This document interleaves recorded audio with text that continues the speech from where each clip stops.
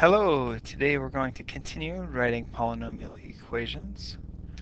Um, First, we want to write an equation for a polynomial with the given information if possible. If not possible, then we'll stay away. That's not possible. Now, some of this will make sense and some of it is new, like this notation down here. We want to do a degree 3 polynomial with zeros at -3, 2, and 1. And we want this information to occur. Now, for that to happen, I think it'll be easier to show you on a graph. So we know we have zeros at -3, 1, 2, 3, a 0 at 1, and a 0 at 2. Now, if it's degree 3, it will either go down like this or up like this. And this can help us figure out how this is going to shape out. It says as x goes to -infinity, so as x moves to the left, -infinity is forever to the left. As x goes in this direction, my f of x, or my y, goes to infinity. So as I go to the left, my y function is going to go up. So it's going to go like this. So I'm just going to have a little arrow like that. Now this says as x goes to infinity, f of x goes towards -infinity. So as my x value goes to the right, my y value is going to go down. So I'm going to put an arrow down like this.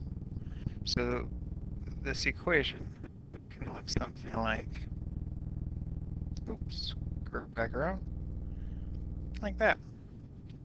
Now, you have to think, does this have a positive or negative leading coefficient? Hopefully your answer is negative, so we'll start negative.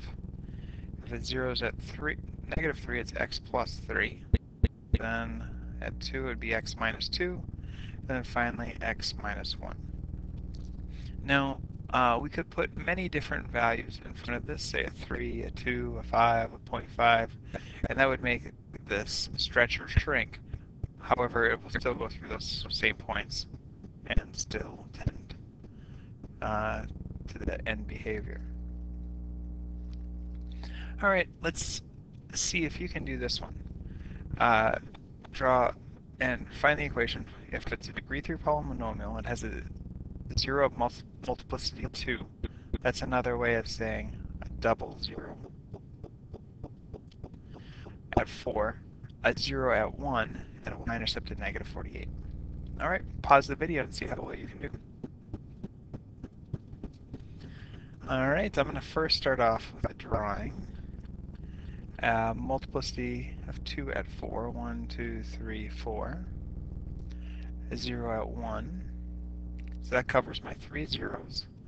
Y-intercept at -48.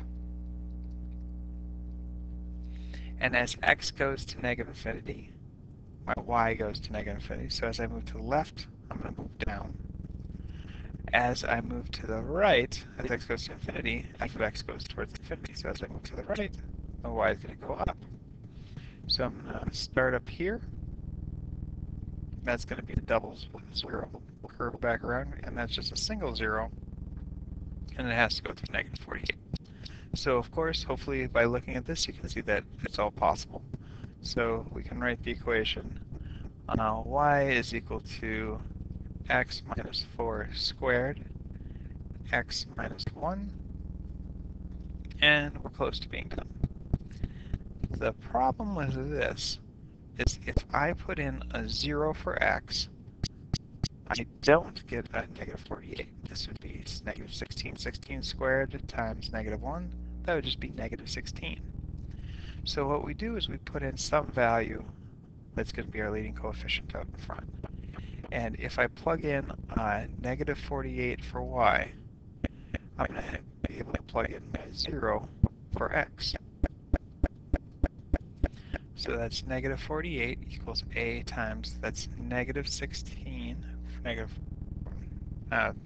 positive 16, -4 squared, times 0 minus 1, which is -1. So if -48 is equal to -16a, divide by -16 on both sides, and a is equal to 3. So y is equal to 3 x minus 4 squared times x minus 1. That's the equation to this.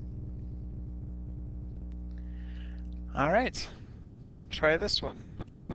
Pause the video and see how well you can do. All right, we have a degree of 3, which has a 0 with multiplicity of 3 at negative 4. So just a quick drawing. If I move out to negative 4, 1, 2, 3, 4, the triple 0 there. Now it could come up like this, or it could come down like that. It says that it goes, if you go to the left, it's going to go, the y is going to go to infinity. So it's going to have an arrow up here. As we go to the right, fx is going to have, it's going to go towards infinity also. So to the right, it's going to be up. Now, is there a way I can come down, go through here, and then make it up here without crossing through this axis?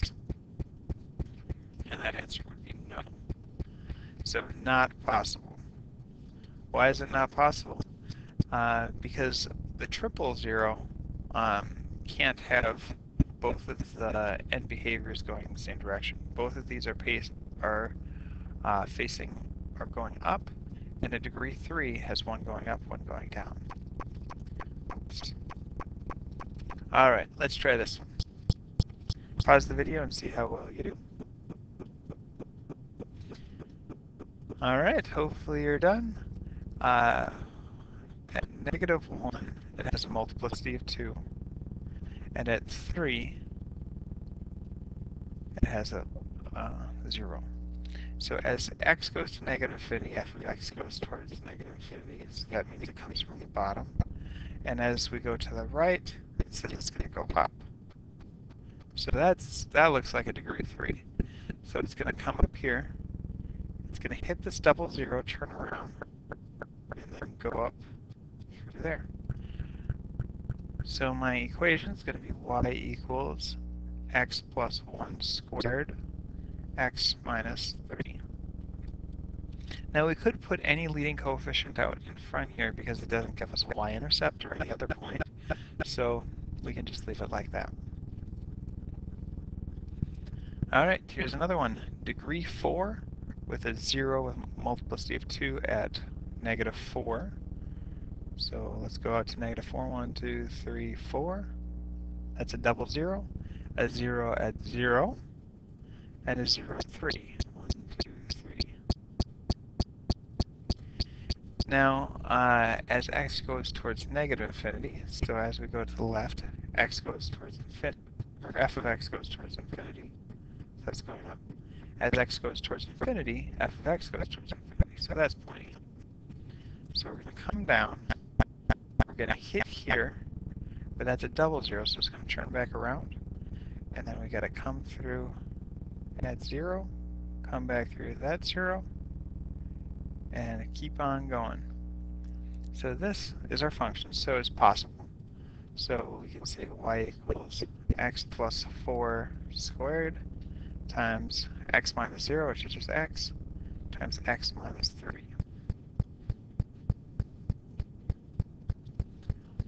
All right. No, again, pause the video, see how well you can do.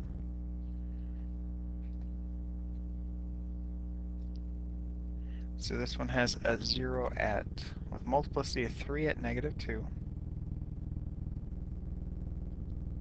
and a 0 at 3. Y-intercept at 12, and it's degree 4. So now this doesn't tell us its end behavior. So we know it has to pass through this point. This is a triple 0, so it's going to come down. It'll look like it's going to turn around, but then keep going. And then if this goes down, it's going to just keep on going like that. So you have to think, does it have a positive or negative leading coefficient? Hopefully you're saying negative.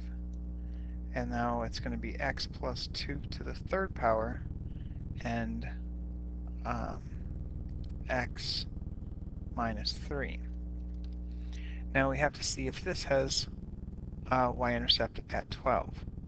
Well, if I plug in 0, that's going to be 8, 2 squared, or 2 cubed, which is 8, times negative 3. 8 times negative 3 is not 12.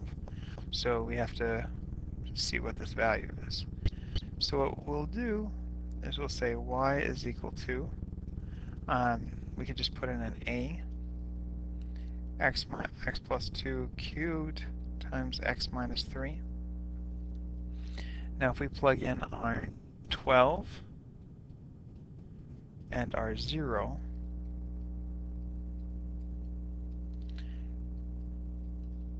this is going to be 2 cubed, which is 8, times negative 3. 8 times negative 3 is negative 24. And if I divide both sides by negative 24, a will be negative 1/2. So my equation is going to be y equals negative 1/2 x plus 2 cubed times x minus 3.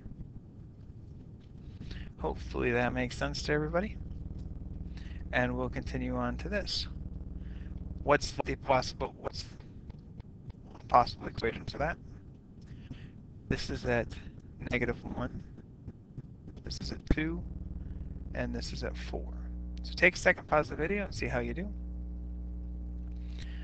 The equation I would get would be x plus 1, x minus 2, x minus 4, and we have to think that this must have a negative leading coefficient because it's going down like that. Let's see what they got. Wonderful. Perfect. Now let's make a sign chart for this. Sign charts are very important, not only in this chapter, but throughout calculus also. So we need to get used to these. Negative 1, 2, and 4. So if I pick some number greater than 4, well, we can actually just look at the chart here. If it's greater than 4, since this is below 0, it's going to be negative. Between 2 and 4, it's going to be positive because it's above 0. Between negative 1 and 2, it's below 0, so that's negative. And to the left of negative 1, it's going to be positive.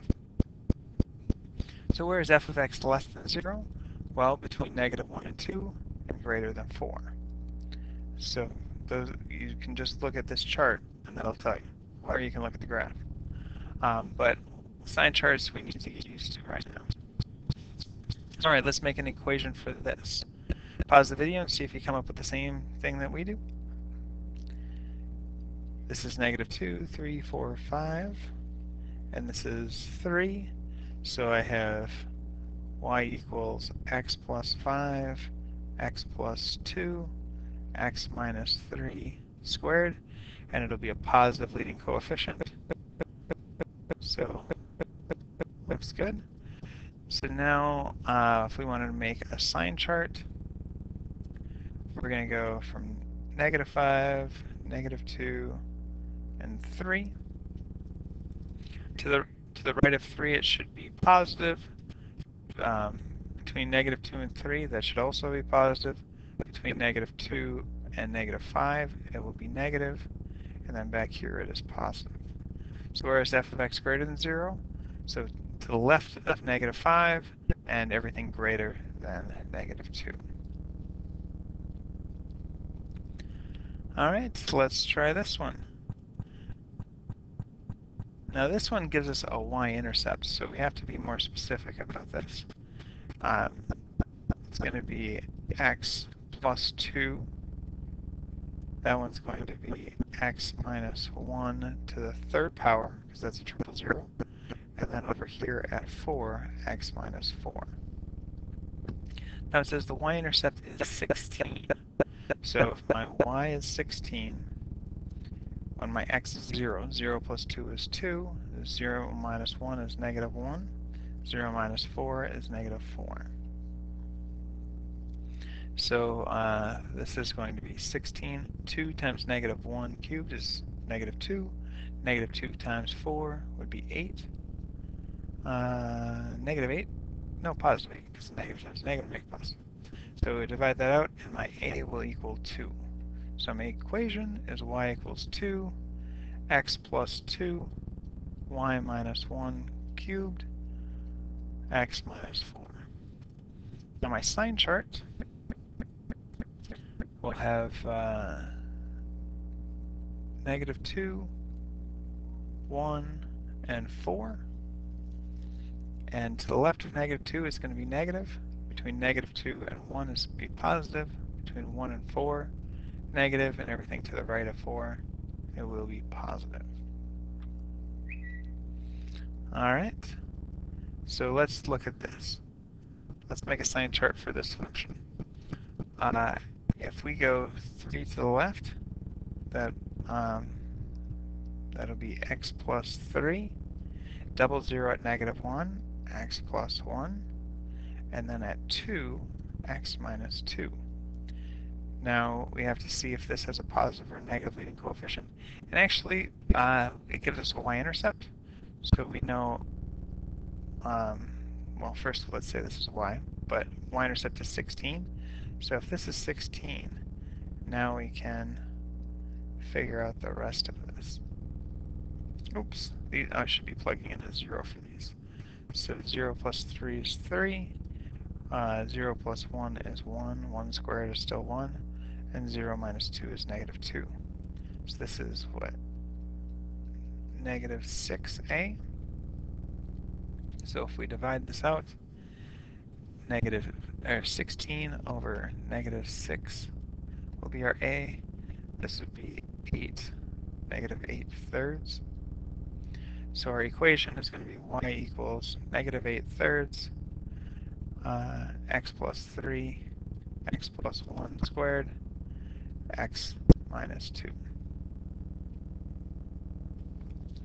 Alright, let's look at end behavior. If the degree is even, so that's going to look like this, or like this, it's positive, the leading coefficient is positive. As x goes to negative infinity, it's going to go towards infinity. And as x goes to infinity, it will also go towards infinity. This is just a summary over the end behavior. Now, if it's even and negative, then it'll look like this, or like that. So as x goes to negative infinity, this would go towards negative infinity. As x goes towards infinity, it also goes towards negative infinity. Now, if my degree is odd but positive, it would look like this, or like this. So as x goes towards negative infinity, this will go towards negative infinity as we go to the left, and if we go to the right, it'll go towards positive infinity. Finally, if it's an odd degree and a negative leading coefficient, it'll look like that, or like this. So as we go to the left, it would go towards infinity, and as we go to the right, it would go towards negative infinity. Alright, that's our lesson on end behavior and writing polynomial equations. Your homework is a worksheet. Good luck.